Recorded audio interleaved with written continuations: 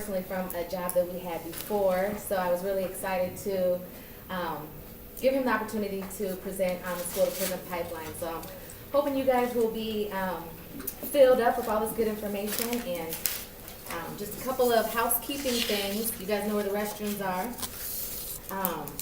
And at the end, you guys have, excuse me, I'm backing up. There we have a bulletin out in the front. I was supposed to be reminding you guys to go fill it out. It's supposed to say how are you guys future-proofing your students. So make sure during your break you go fill it out, write on a sticky note how you guys are future-proofing your students. So we appreciate that. And so I'm going to turn it over without any further ado. So it's all you, John. Thank you. All right. And of course, I about forgot something, but I didn't. Thank the Lord. All right, here we go. Good morning, y'all. My name is John Douglas. I moved back to Iowa about 2 years ago from a 15-year hiatus. I've been working internationally and nationally. Most recently, came back from Oklahoma State University where I was teaching. Needed a break from higher education, as I'm sure many of you understand. I currently now work at the Evelyn K. Davis Center, helping individuals and families really come together, primarily from individuals coming back from incarceration. So if you have students who have one or two parents who are incarcerated, you can understand the difficulties that come from that. That is why, over time, I have changed this presentation from a school to prison to cradle to college. We often look at things that we're doing wrong. You did this wrong. By the way, you can change this, but you're still not doing it right. To me, that really doesn't help. Oh, walk on in front, man. So I prefer the resilience approach. What are we doing correctly? What can we do correctly? I'm going to try my best to focus on Iowa and what we're doing here. I will be bringing in some international sense because I do truly feel it is better understood to see what is working, because obviously what we're doing here is not. Okay? So as you can see, the children living in poverty, many of us know that. The number of individuals jailed in the U.S. is not just more than any one country, it is more than the next top 3 countries. That is including Russia and China. We oftentimes think of them having a very strict, strong prison system. Anywhere I have been, nowhere even compares to what we do to our citizens here. So we'll break down really quick of what we're going to be doing. I will have to speak about the cradle to college / prison pipeline. I will differentiate between the two. I start with cradle. This stuff starts much more than when you're 5 years old entering school. And research has really, really supported that. Next, we'll be going into steps to reach that college success. You guys, yay, you're one of the big steps. That's why I was really happy to be invited by Carmen in order to come speak with you. What are the best practices in increasing those effects of success? Awesome. We were able to touch these kids in middle school and give them a sense of resilience and sense of purpose. And then they fell off, but since they had it then, it's going to work all the way through, right? No, you guys understand it's the long-term outcomes. That's what we're looking for. And then moving from that deficit to a strengths-based approach. Instead of me telling you what's going wrong and what you're doing wrong, let's focus on what you're doing right in order to enhance that and make it stronger. The really big piece is that prison industrial complex. I think many people have difficulty fully understanding what it means to go from public education into the prison industrial complex. Private prisons, actually state and federal now, but private prisons primarily, as of a few years ago, set up how many prison beds they need depending upon the literacy rate of children in 3rd grade. If you look at the algorithm, it's actually genius. They did a fantastic job at it. Terrible of me to say, is the reality in which we live. I'm very much so look at it as it is, not as I want it to be. Any of you guys are interested in that, research it. It will definitely open up your eyes as towards how this prison industrial complex really works, taking funding from public education directly into it. So, my university students would be so pissed off right now, but I'm going to let you guys get out your cell phones. Really quick, please. We will be doing polls and voting. I assume most everyone here has a cell phone. I've had a few. I see a smile who's like, I didn't bring it in here. Everyone who does have one, please type this URL in. I am not too tech savvy, so everyone was really excited when I finally got this going. Is it case sensitive? I don't think so. I am not 100% sure.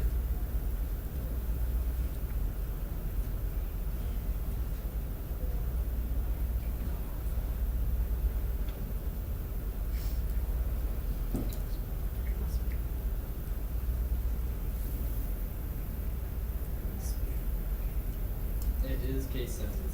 It is case sensitive.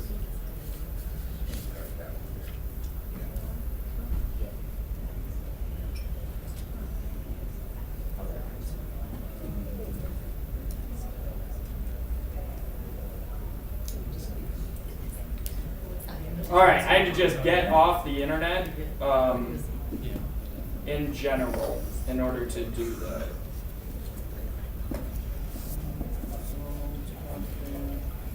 Mine says you have to start the poll. I do have to start the poll. All right, everybody got it? Most everybody got it? Okay. Start. Did the poll come up? Yeah. Awesome, so I didn't break it. I would like you guys, this is voting, you can choose more than one. I would like you to choose those. This is a good way for me to understand where you guys are at and to make sure that this actually works. So we will be doing more of them.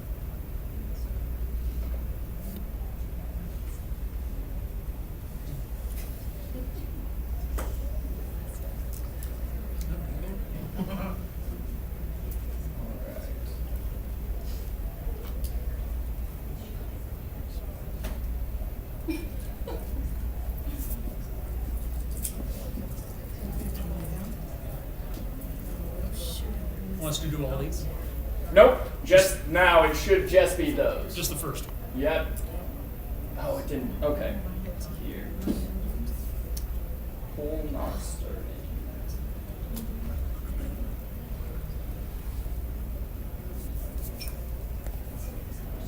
Okay, what one are you guys on right now? Say hypothetically, I got kicked off my Say hypothetically if you got kicked off. I need that link again. And see, this is only the second time I've done it. So, yeah. Oh, right. Oh, so people already skipped ahead. As far as the incarceration, wait one moment if you've already done it, okay? And I'll bring those results up. So it did work, so we're good to go on this. Quick touch point, I know you guys have gone to probably dozens of trainings on each of those. I have to point it out just in case we have somebody who is not, okay? So, obviously, equality, treating everyone the same, we understand it. One of the things I say to youth that really I think works well with them is I am going to buy every single person in the world a pair of shoes. So if I'm doing it equally, all of you get size 10 shoes. Doesn't that sound fantastic? Brand new sneakers. They can be Jordans if you want them to. No price. And then they're like, I don't wear a size 10. Well, I'm sorry. I'm looking to treat you all equally. Or I can treat you equitably. Dr. J, what in the hell does equitable mean? Let me show you. Instead of buying size 10 shoes for everybody, let me buy you brand new Jordans in your size. And then they like, where do I sign up? I'll do that. And that's a simple way of showing youth the difference between the two. Giving you what you need versus the idea that we are all the same, because I'm pretty sure every single person in this room knows that we are not all the same. Implicit bias, not really going to go into that. That one I'm truly going to believe every single one of you have gone to a training for. Okay, so what is the cradle to prison pipeline? All right, this is where I think intergenerational transmission gets lost. Many people don't fully understand what is intergenerational transmission. Oftentimes I hear from my Caucasian colleagues, I didn't own slaves, my parents didn't own slaves. I'm like, no they didn't, you're right. do you think that your great-grandparents, how they raised your grandparents, affects you? Well, yeah, my grandparents affected me. It's like, so if we put great-great, does that not go down the line? And they begin to say, well, I mean, yeah, but it's only a little bit.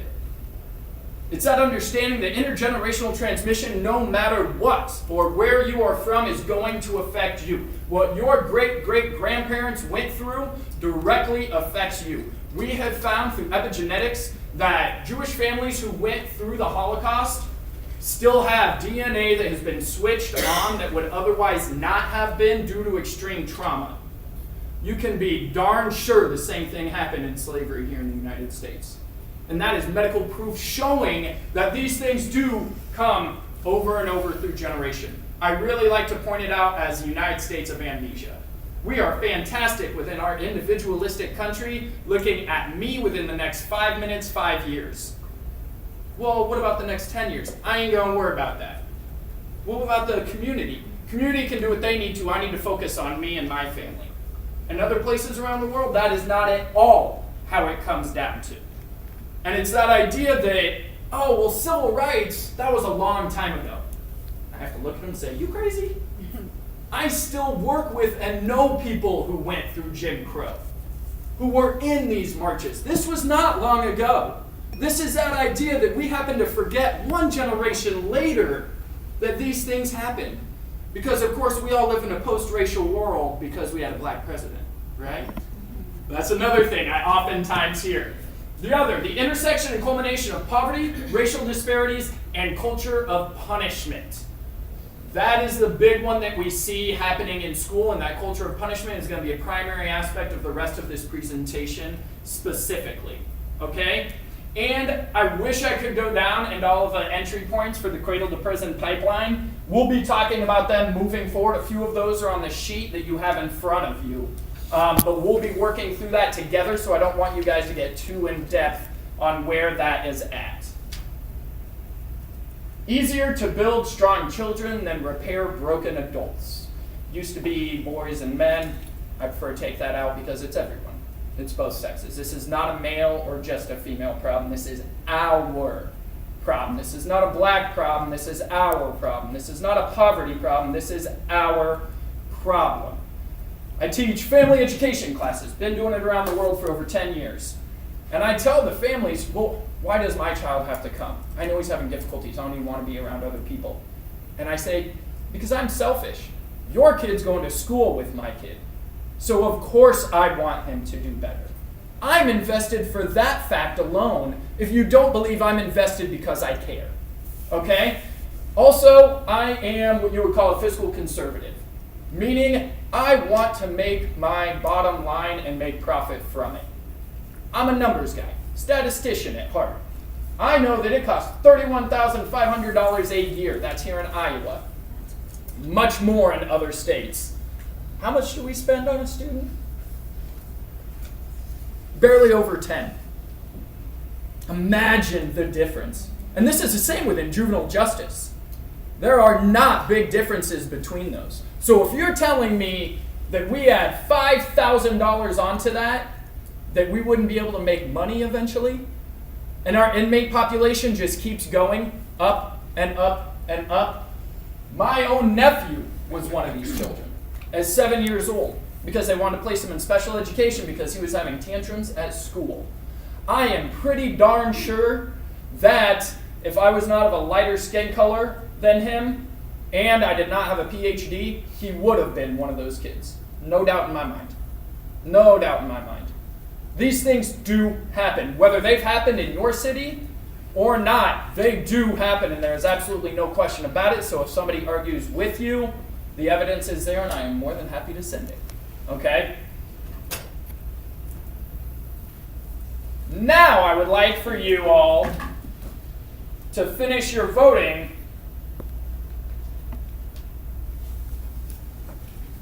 as far as this goes.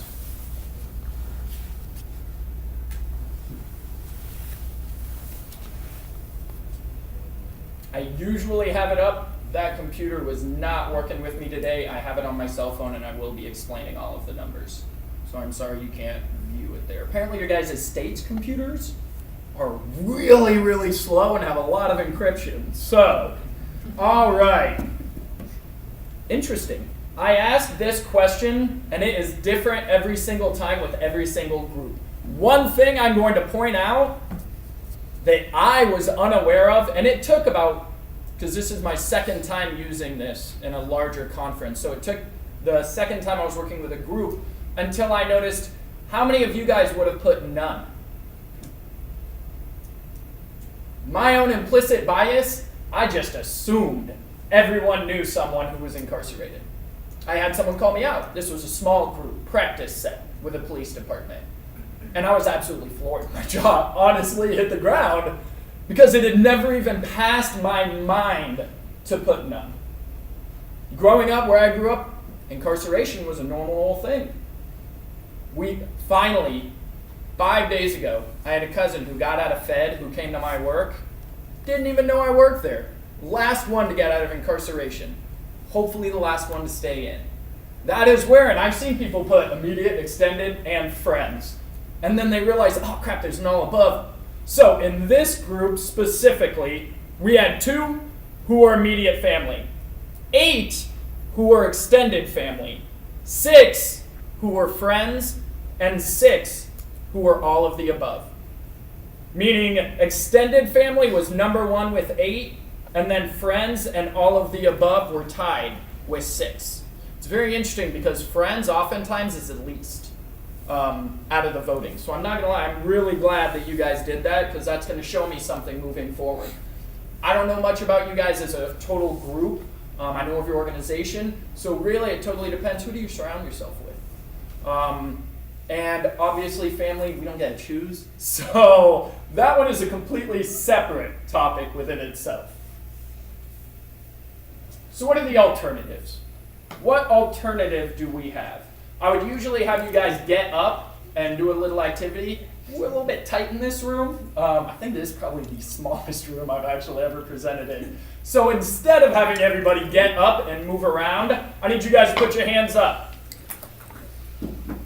I need you to cross your hands, and I want you to place them in front of you. Keep them like this. You all officially were born into poverty. Welcome to the Cradle to Prison pipeline. That alone is number 1. Your socioeconomic status is one of the primary decision makers of whether or not you enter this Cradle to Prison pipeline. Okay? So, you all have the student roadmap to success in front of you. All right? Sir? And I will call any of you guys out. Unless you have an injury. I did have someone who had a shoulder injury. I'll try not to. The reason I do this is because this is what it feels like. Any of you who have ever been handcuffed, most likely was not like this. It was behind your backs. But this is what it feels like. This is what trauma feels like to children. That is trauma. Once you get handcuffs on your hand for the first time, you are officially a felon for the rest of your life, whether you would like to believe so or not. The reason I know that is because I work with felons. There is no such thing as time served, period. There is no such thing. If you have a felony, that follows you through life. I have a colleague who could not get an apartment because he got a felony 22 years ago. This man has his PhD and couldn't get an apartment. 22 years ago, got a felony. When we start handcuffing children, that is not just trauma to them. That tells the other kids that they are a troublemaker. That tells the teachers you have to watch this kid because it's going to happen again. This is where it follows you through the rest of your life. There are portfolios that are passed down from teacher to teacher. What do you think they got in that portfolio if you were handcuffed at some point in education? You can be darn sure they included that in the portfolio. All right, so this is a student roadmap to success. I gave you guys a slightly different one, okay? Essentially has the same exact thing. The family and community has a few more points to it, all right? I want each of you to think of a developmental stage, okay? We got early childhood, we got childhood, we have adolescence, and we have young adulthood, okay? I want each of you in your heads to choose one of those, okay? Just choose one. And I hope everyone doesn't choose early childhood. So I hope we have a diverse group. Oftentimes I say, what age are your children? What age are the children you work with? Who are you most around? Whatever you feel would fit you best, keep it as that. So we look at early childhood. What do we know about early childhood? We know that if we can set them on the right path now, the likelihood of them succeeding later is much higher. By them, I mean the family. I don't mean the student. We oftentimes focus on the student and the student solely. If you go home and your parents are smoking a bong in front of you and put you in front of a TV each night with a cookie dough roll, that is not good parenting, and it's tough to focus in school. Okay? The reason I raise my hands is because I want you guys to know that this happens much more often than you might think it does. Okay? This happens to people who are of great success and the people who are on the side of the street with mental illness and traumatic brain injuries, who have been incarcerated and have nowhere else to go. So, we understand that engaging and educating parents, especially first-time parents, is of great importance. There are Fortune 50 companies now who are inviting family educators to do a family education program for their first-time parents. That's where I talk about a gain in profit. Parents come back sooner, they are more productive, and they take less time off. Because as first-time parents, you know freaking out. That first diaper, you wonder, why is their poop look like this? I don't know what to do. Now there's a diaper rash. Should I take off work? Is this something that I really need to work with? You know what? I'm going to take them to the doctor. All the doctor told me is that I can give them an aspirin. It's stressful. So being able to engage and educate these parents right off the bat is extremely important. Child development specialists. There are by no means enough of these in the hospital. Just the way the U.S. Hospital and medical field in general works, we want to get you in and out as soon as possible as we can. Child development specialists are meant to be there as trustworthy individuals that you can go to. So instead of going to the doctor with these concerns, you can go to your child development specialist and they can assist you in answering these questions that otherwise you'd be spending a lot of money on trying to figure out where you would go from there. Preschool for everyone. Not gonna lie, I was really surprised Iowa still does not have preschool for everyone. I moved from Oklahoma. If any of y'all ain't been in Oklahoma, I'm really surprised they have preschool for all. To say the least, I was really surprised when they can do it. If they can do it, I feel very strongly that Iowa can do it. Okay? So then taking down these barriers. These are the barriers. Those of you who chose early childhood, your parent caregiver reads to you each night and they understand what developed milestones are and work towards them. Break your hands. Only those who chose early childhood. Okay? That is a major first step that we can work towards. As you can see, the family and community piece expanded upon those and assists within that information that is needed. Childhood to adolescence. So we work with nonprofits, community initiatives. Can I see by a show of hands, how many of you guys just went home after school? A few of you guys. So, didn't have an after-school program is essentially what I'm saying. There we go. Okay. How many of y'all walked home to school? Okay. Now, imagine yourself in an urban area where poverty is rampant and crime is high. Your parents can't afford to take you to an after-school program, so you got to walk home.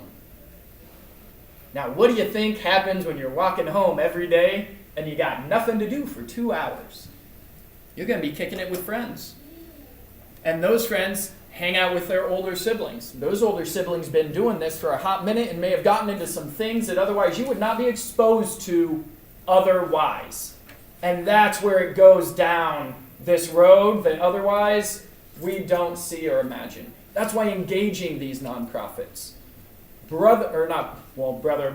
But Big Brothers Big Sisters has about a 1.5 year wait here in Des Moines. 1.5 year wait. We do have brother, brother, sister, sister. Boys and Girls Club is another one of those that's available. But there's not enough affordable after-school care.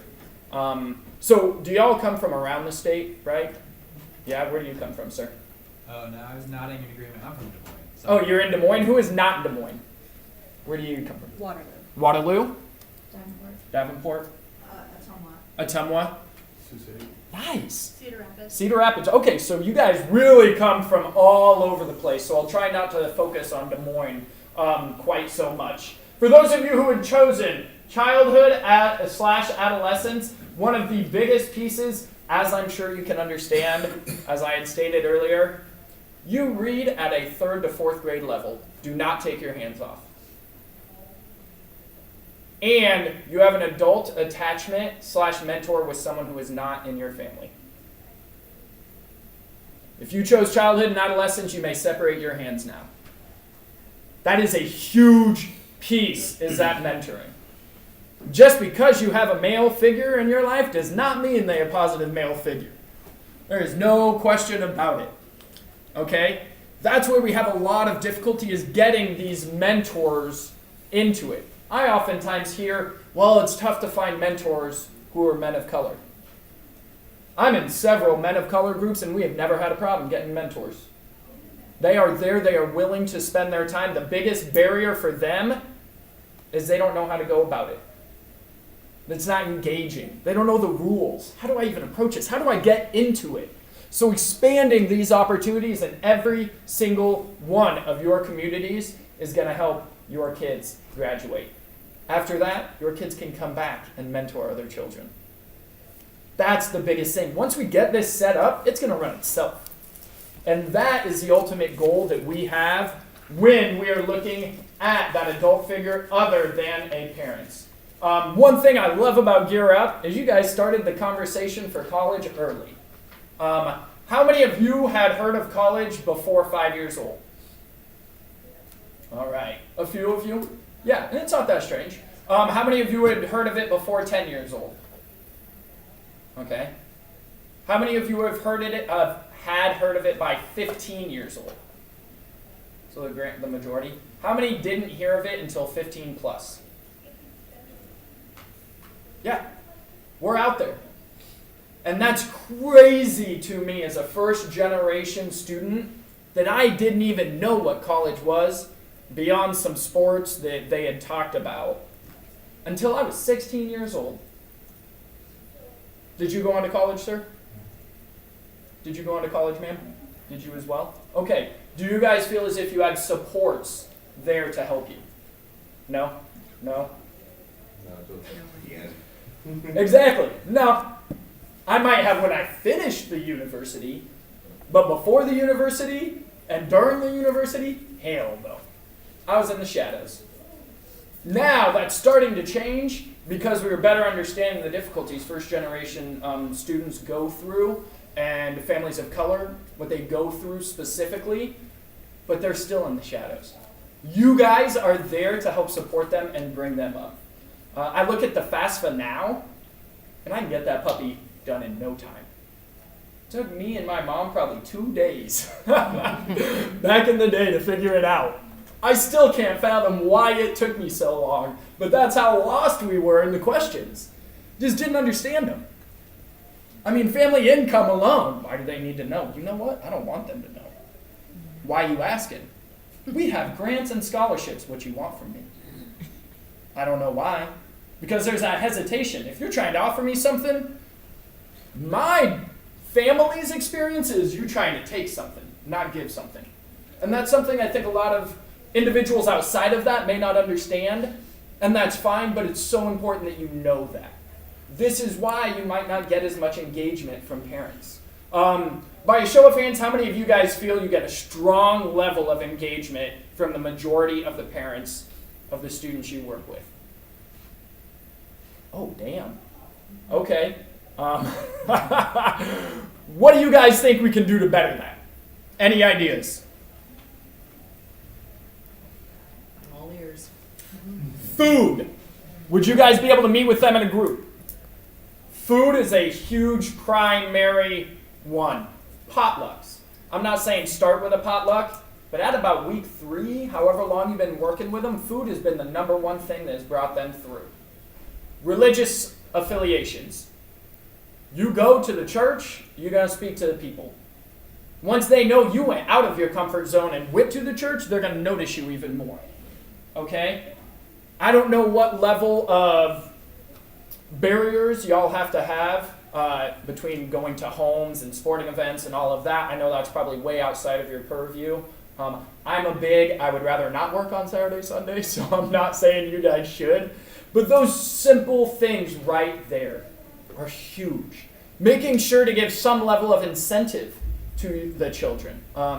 Gear Up, I'm pretty sure, do you guys have money where you can give maybe a $10 gas card for a parent to take the child somewhere? Is there any incentive that you can give beyond college readiness? Money for a college savings account. That I Money for a college savings account? Okay. Do you give that directly to the parents? Yeah. It's like a voucher that just deposits it online when you ready to go. Okay, so the parents don't actually see it or notice it. It's like a ticket that we give to the parents when they come with their student, and we explain it, like what it So you hand is. it to them? Then they enter it and it deposits the money in the account. Okay. That's really good. Is it explained what a loan investment is? What's a savings account? I was gonna say somewhat, not enough, and it has the website for the 529 plan on there, and then we've brought the state treasurer's office to family nights to explain it better. Nice. So. Nice. I like that. That's really, really good. And we share as much as we know, and we say, hey, if there's stuff that we don't know, we will find it out for you. Like, if you have questions, reach out to us, we'll figure it out. Or there's this website, state treasurer's office, we'll be here, and that kind of stuff. Okay, awesome. I think that is a fantastic thing because you have to explain it to them. I think a lot of people don't understand 529 Mm-hmm. savings account. That is awesome. We will give you money to put into it. Well, I would like to put money into it. You are more than welcome. How in the hell am I supposed to put money into it when I can't keep my lights on? You seriously trying to tell me to put money into it? No, I'm going to forget about that. Because I got to worry about what I have in front of me. And my food stamps are almost out, and I still don't know where to get food. So that is where this nonprofit and community initiatives, every single one of you need to be trained and understand what resources are available in your community. Des Moines, you cannot throw a rock without hitting a food pantry somewhere in this town. I've been absolutely amazed how many there are. So I tell individuals, you didn't qualify for food stamps? I'm sorry, here's a packet of the different food pantries. Well, I have a big family, I can't just go to one a week. Fantastic, you can go to one every single day if you want. Because they are always throwing away food. Okay? Talking to your families about these services. A benefits screening. Just having a sheet where you ask the parents, what are some barriers that you have? Is transportation a barrier? Is housing a barrier? How many of you have known a Gear Up student who has lived in a car or hotel because their family is homeless? Mm-hmm. Yeah. So understanding these barriers, I'm not saying it's within y'all to be able to give them the things that they absolutely need, but I am going to say that every single one of you guys can learn what the services are and refer them to them. I do strongly believe that that is within all of your guys' abilities. Okay? So, adolescents, young adults. Okay, so I'm going to cut it off here and state, because I know some of you guys have really been holding them for a while. I do appreciate that because you're taking it serious, okay? How about develops a career plan and establishes goals? Don't cut them off now, because I can plan as much as I want. I might have the goals, I just have no way of reaching them. 2, Gear Up, engaged me, and now I'm in the program. So the rest of you can break your hands apart, okay? You guys are absolutely a huge benefit to the community and the children with which you work, okay? You are that positive reinforcement that the kids otherwise might not have, okay? So, importance and benefits of community service. This is what I'm talking about. I go home, school's done at 3. I go home, I kick it with my friends. Early out day. I get off at 1. So I can, by 3 o'clock, I've already smoked my joint and had my beer. Old English, which comes in plastic now, blew my mind. I don't know if any of y'all know what Old English is, but you'll see some homeless people drinking it. Plastic. Very surprised. And I already got that done before I even went home. And now I can do my mouthwash, I can clean my face. Now when my parents get home, they can't even tell. Or at least the youth believe that to a certain extent. Okay? Community service, business involvement, internships. Getting our kids employed. This is one of the big things. There's been research that came out. How many of you guys feel as if our youth now are busier than they were a generation ago? A few of you guys? That's so funny because people outside of education are like, oh my gosh, kids have so much to do.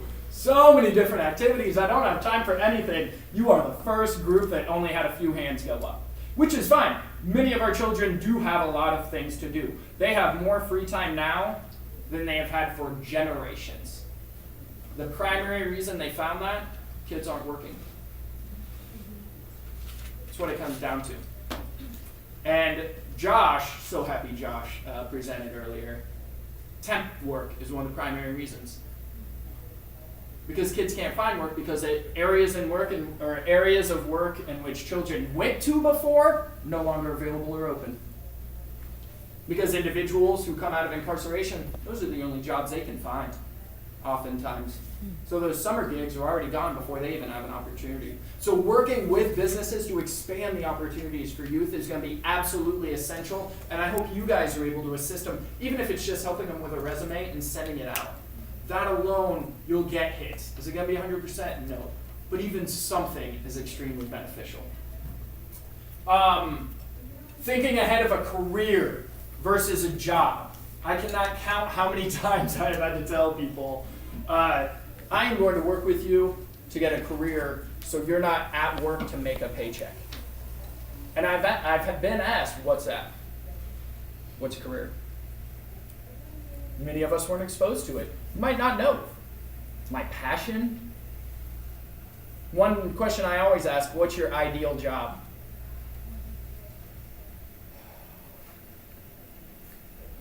I've never been asked that. Like many of us haven't been asked that. Every single one of you guys, I want you to think of what your ideal job would have been at 18 years old.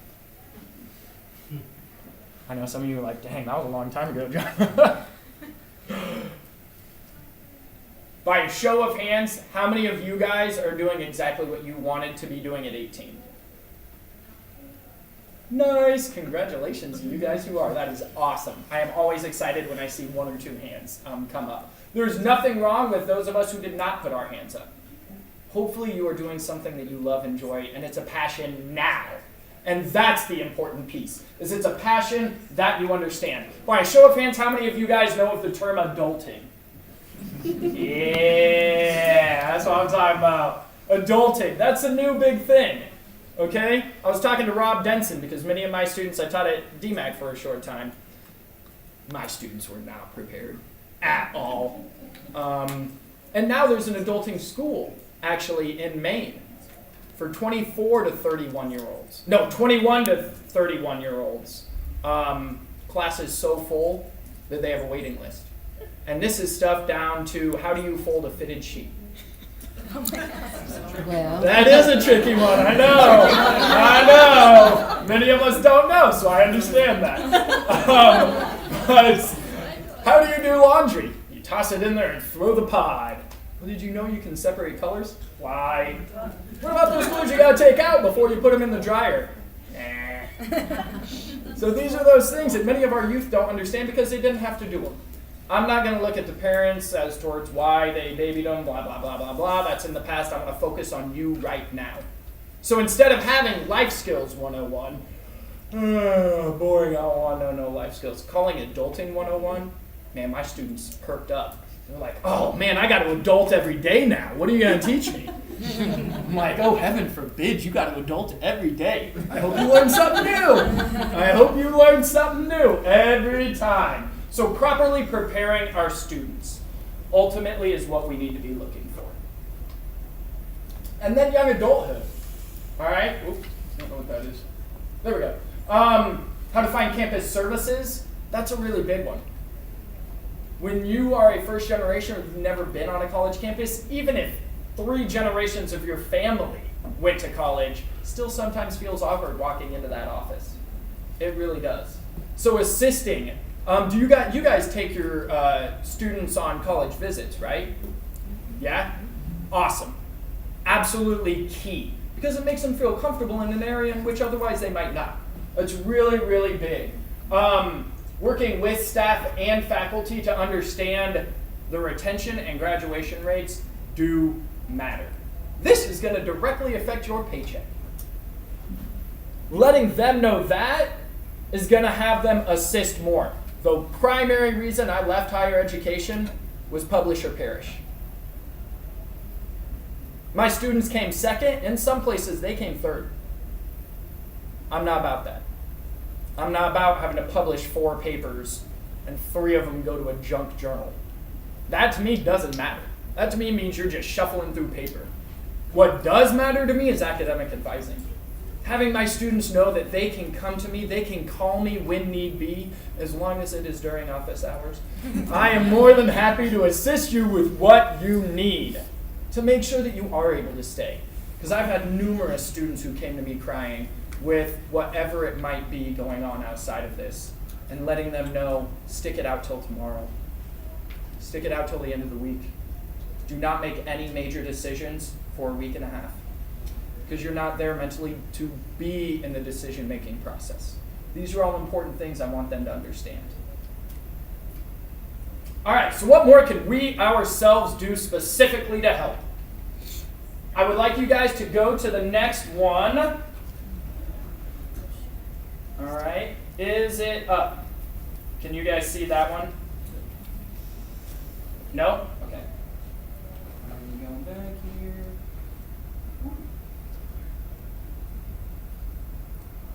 You know, for a millennial, you would imagine I'm good with tech. I got a smartphone a few years ago, though. Yeah. You got it? All right.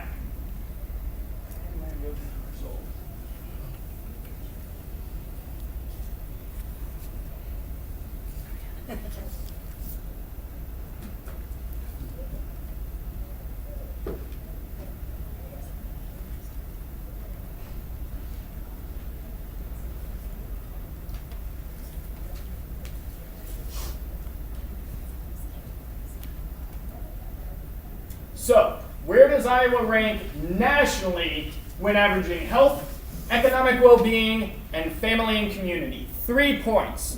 Each of those points has a different ranking among the United States. When we average them together, where is Iowa placed? Okay? 24 participants have voted. We know the pessimists, 31 to 45, is 2 individuals. All right, we got the pessimists in the room, which is fine. 21 to 30, we have 9 votes. So that belief that if we're in the top half, we're barely in the top half. 11 to 20, 10 votes. It's usually those 2 areas that are the best, okay? 10 votes, 9 votes. And then we got the pessimists, or optimists, sorry. The optimists, we got 4 votes for 1 to 10. Can I see hands of the optimists? I got 4 votes. I know one of y'all ain't raising your hand. All right, there we go. Okay.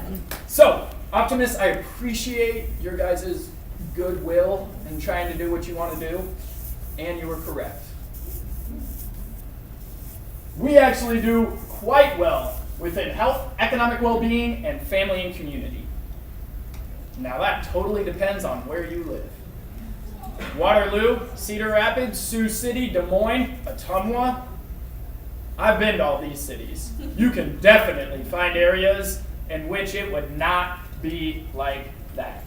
But we're looking at averages. We're looking at averages of Iowa and nationally, so I won't go into the specifics there. One of the things that absolutely kills me is I started working abroad when before I even hit college. And one of the things that really killed me when I moved back here 2 years ago is I always bragged about Iowa and education. Like, so Iowa, what's that? You're like, well, Slipknot. And then we're really good at education, all right?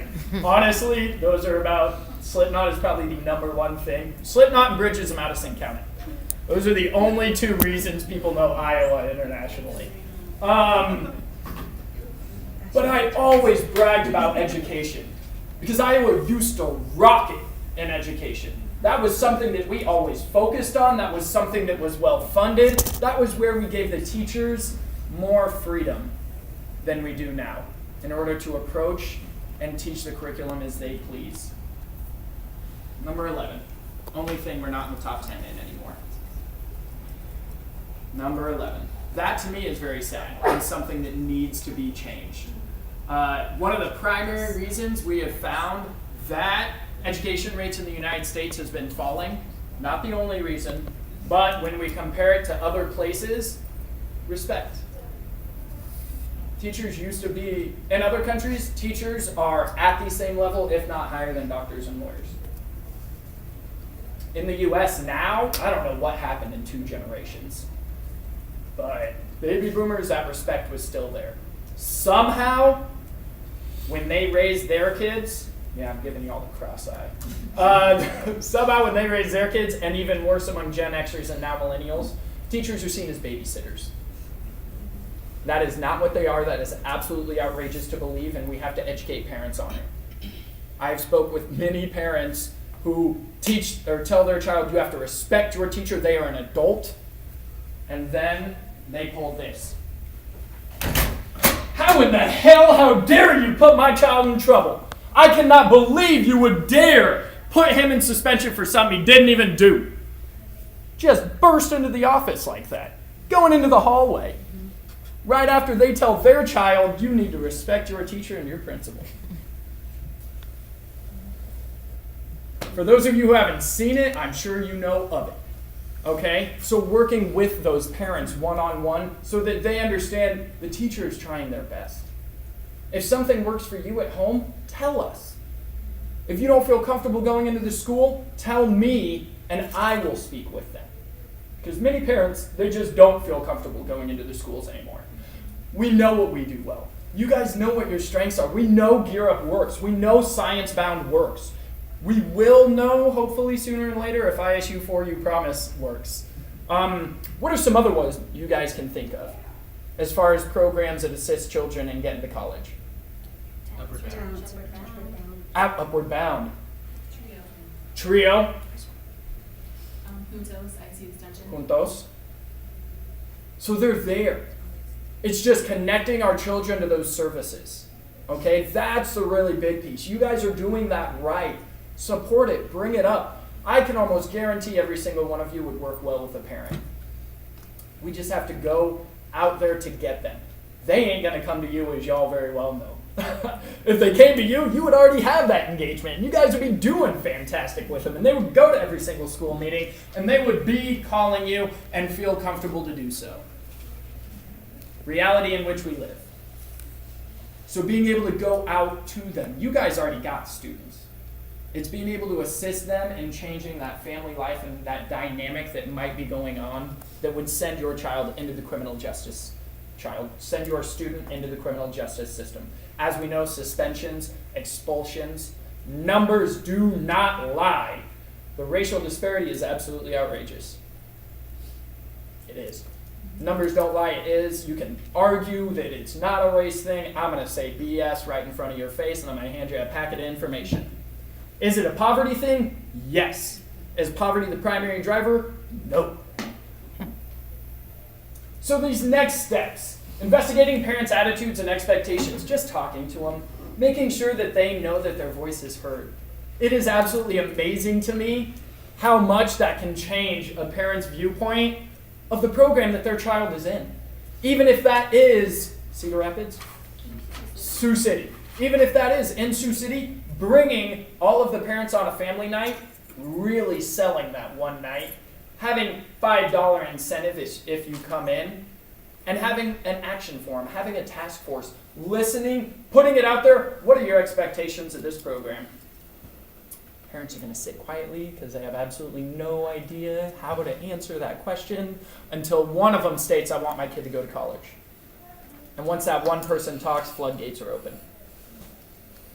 That's what they need. They need to better understand that their voices matter, that their voices are heard. that you're working 2 jobs to keep food on the table and keep your child clothed so they don't look like they've been wearing the same clothes every single day for 4 days at school and they stink. That's my concern as a parent.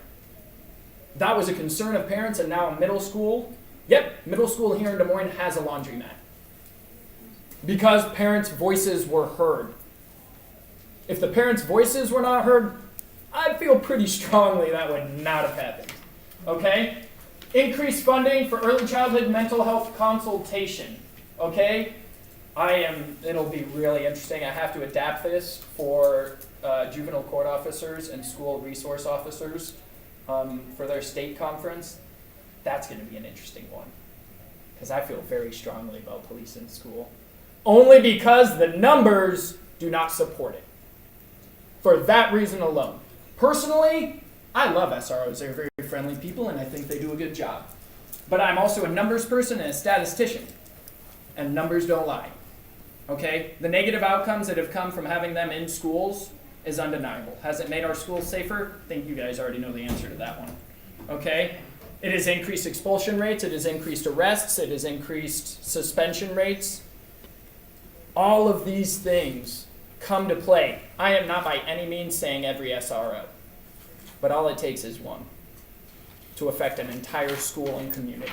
So bringing in that in-school behavioral and emotional support services. If you got 500 kids in a school and you got 3 counselors, how do you think that's going to go? How many of you guys feel as if the schools you work with have enough counselors or mental health services? Show of hands. Do you want to know my ratios? Yeah. We're about 1 to 550. 1 to 550? Where are you at? East time. Oh, okay. See, and of course, me, I'm like, oh, In that Des doesn't Moines, surprise Des me. Moines. I know. I know. know. I assumed East High in Des Moines, so sadly, I'm not surprised by And that. I'm an addition. You're an addition? Until last year, it was even worse. These are the things that we, as professionals, have to speak up about. Okay? The parents, we can assist them and bring them into it. I can almost guarantee they're not going to feel comfortable doing so. Some parents, very outspoken, will want to be involved. Once you hit high school, as you guys know, parent engagement rates in middle school, very high. Middle school, children, as I speak to parents, reach that developmental stage where they're butt heads. Easiest way, I'm doing it in a scientific term, easiest way for you to understand. That is just how it is. Falls off and does not pick up again in high school. So trying to assist them in this engagement and having these opportunities at school is so important. And then increasing funding for the home visiting programs. Many people are outright scared beyond their minds of DHS. Especially immigrant families, refugee families, those living in poverty. These are things that they're very afraid of. So making it, this can still be a part of DHS. Do not give them the same needs and restrictions as a social worker would have. Mandatory reporting, period. I don't need to be walking through your bedrooms. I don't need to be looking at the cleanliness of your house. These are not my concerns. My concern is assisting you. Am I going to advise you about the cleanliness of your house? Yes. Am I going to make sure that you have what you need as far as life skills and hard skill, food, heat? The services are out there for it, but they may not know about it. Ultimately, build upon the strengths we already have. I've told you guys, and usually if this was an hour and a half, I would have done it, but I would have had each of you guys write down those programs and more for each developmental stage. You would be amazed as towards how little you know. Because I do this with professionals in similar places as you, and writing one down for early childhood that is different from childhood, which is different from childhood adolescence, which is different from young adulthood. Man, it's the same programs. Until we talk to each other to know that there is more out there for our use. These are our strengths. You guys are the strengths. You are that positive role model that otherwise that student might not have. Make sure to utilize that. I am sure you guys do not hear it enough. And that is why I'm happy to say it. As you can tell, I'm a very blunt person. I dirty mouth person. The people I've worked with, felons most of my life and families living in extreme poverty. The words I use don't really matter. It's the actions I have, and your guys' actions are what matters. Okay? There is no good enough. The norm must always be destroyed. Okay? As many of you guys have heard, an unjust law is not a law. Those are the type of things we need to look at. Education funding. During the bill, there were not too many people on the Hill. Making sure that we had enough funding for education. We'll take the funding out of mental health, juvenile justice, and education. By the way, Apple, you receive a $365 million tax break. How many jobs are you going to be bringing here? Oh, about 100 full-time. Maybe less. Pretty sure it doesn't add up at all. No. Financially, fiscally, these things do not add up. We have to be informed about that. Another reason I'm happy Josh presented upon it. We cannot allow fear to drive our decisions. This is my number one point. We live in the safest world we have ever lived in human history. We think, oh, but things are going wrong in Syria. Those things have always been going wrong. We just chose to ignore it. Period. I can think of probably a dozen off the top of my head that none of you guys have ever even heard of. They were genocides nonetheless. We have 24-hour news, but it doesn't cover 365 days of news. Okay? We cannot allow fear to drive our communities. Homicide rates are down. Okay? These are the things that we want to lift our children in. So, questions, you guys. I know I went a little bit farther than I would like to, but the voting wasn't working with me quite too well. So, questions. Anything that I can expand upon? Yes, ma'am. Mine isn't so much a question, but a reaction I had when Yeah. you had us raise our hands about when we heard about college. Mm-hmm. And I personally was able to raise my hand earlier than 5, but I'm a first-generation student. Yeah. I'm just the youngest of 6. And I was sitting here thinking, my sister was 17 when I was 5, and she was the first to go away to college. And I remember my parents intentionally sitting us all down around the table and talking about, this is something that we hope for all of you. And this is how we are going to get your sister there, and how seriously she took that then to be that precedent for the rest of our family. And you wouldn't expect that I was a first generation student being able to say, yeah, I heard about it that young. But I think about that with our Gear Up students, and that impact really can trickle down generations. I mean, of the 6 of us, 5 of us went to college, and 4 of them have masters or higher. Yeah, so So that's another the implicit impact is bias. long. That's another implicit bias of mine, and I really probably should have known the answer to. To me, first generation college student is the first person in your family to ever go through college. The word generation is in it, that never even clicked with me. Never even clicked with me. If your older siblings went to college, I would not call you a first generation. Now that I think about the terminology, you would be. So I do apologize. In my mind, it's whoever is the first one to ever go to college in your family. So analogy-wise and data-wise, that's where I was pulling mine from. So I do want to note that. Thank you. Another one of those implicit bias things that until someone calls me out on it, I don't think about. So thank you. I really do appreciate that. I will be adding that in there too. Anything else, y'all? Well, I found it really appalling that, you know, the private and potentially the public prison system was analyzing, you know, literacy rates in 3rd grade and then developing their marketing plan based on that. Yeah. You know, so what other statistics, like, could you just share that would really blow our mind? Yeah, absolutely. So that one, the algorithm, there's legitimately an algorithm that they have created. I wouldn't be surprised if Google signed on to it and was like, we'll create this for you, no problem. That is one of those things that I think every single person should know.